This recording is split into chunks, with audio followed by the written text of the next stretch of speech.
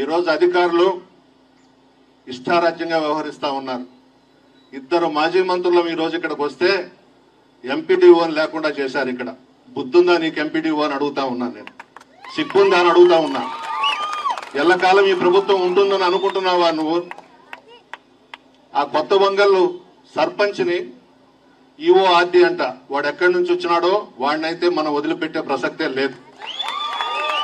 వాడంటాడు ఆ మహిళను కూడా చూడకుండా నువ్వు ఒక్కదానివే నెల్లూరుకి రా, ఈ కొడవలూరు మండలం ఇన్ఛార్జి దగ్గరికి నిన్ను తీసుకువెళ్తాను, నీ చెక్ పవర్ రద్దు కాదు, నువ్వు కండువా కప్పించుకోమని మాట్లాడాడంటే ఆ ఈఓ ఆర్డీని అడుగుతున్నా, నీకు భార్య లేదా అని అడుగుతా ఉన్నా, నీకు తల్లి లేదా అని అడుగుతా ఉన్నా, నీకు అక్క చెల్లెలు లేరా అని అడుగుతా ఉన్నా, సిగ్గుందా నీకని అడుగుతా ఉన్నాను. ఒక పేద మహిళ దళిత సర్పంచ్ని నువ్వు ఒంటరిగా రమ్మని నెల్లూరుకు పిలుస్తావా? ఇదేనా ప్రభుత్వం అంటే? ఇదేనా పరిపాలన అంటే? సిగ్గుండొద్దు. ఈవీఎంలతో గెలిచారు కదా, అందువల్ల కళ్ళు నెత్తికెక్కొండాయి. ప్రజలు ఓట్లేసి గెలుచుంటే ప్రజల బాధలు, రాష్ట్రాన్ని అభివృద్ధి చేయాలనే తపన ఉండుండేది. మోడీ గారి సహకారంతో ఈవీఎంలతో అధికారంలోకి వచ్చి ఇటువంటివి చలాయిస్తా ఉన్నారు.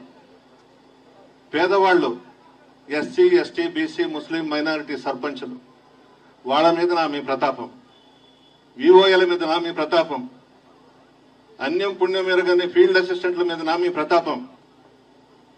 ఒక్కటే చెప్తున్నా, ఎలక్షన్స్ రాబోతా ఉన్నాయి 2027లోనే. మరలా జగన్మోహన్ రెడ్డి గారు ముఖ్యమంత్రిగా ఆ సీట్లో కూర్చోబోతున్నారు. ప్రజలందరూ కూడా ఇప్పటికే 8 నెలలకే విసిగి వేసారిపోయినారు ఈ ప్రభుత్వం మీద. ఎలాగో మీరెవ్వరూ కూడా తెలుగుదేశం పార్టీకి కానీ జనసేన పార్టీకి కానీ ఓట్లు వేయలేదు. మీరేసింది ఫ్యాన్ గుర్తుకే మనకు వచ్చింది 40% ఓట్లు వచ్చినాయి. ఈవీఎంలను అడ్డం పెట్టుకుని అధికారంలోకి వచ్చి మన మీద పెత్తనం చేస్తా ఉన్నారు. అధికారులు గుర్తుపెట్టుకోండి, ఏ ప్రభుత్వం కూడా శాశ్వతం కాదు, అధికారం శాశ్వతం కాదు. మనం ప్రజాప్రతినిధులుగా ఎంపికైన తర్వాత అధికారులు మనం కలిసి నిజాయితీగా సేవ చేయాలి కానీ ఇటువంటి దుర్మార్గపు పనులకు పూనుకోవడం మంచిది కాదని చెప్పి హెచ్చరిస్తూ ఇప్పటికైనా నిజాయితీగా వ్యవహరించండి అని చెప్పి కోరుతూ సెలవు తీసుకుంటూ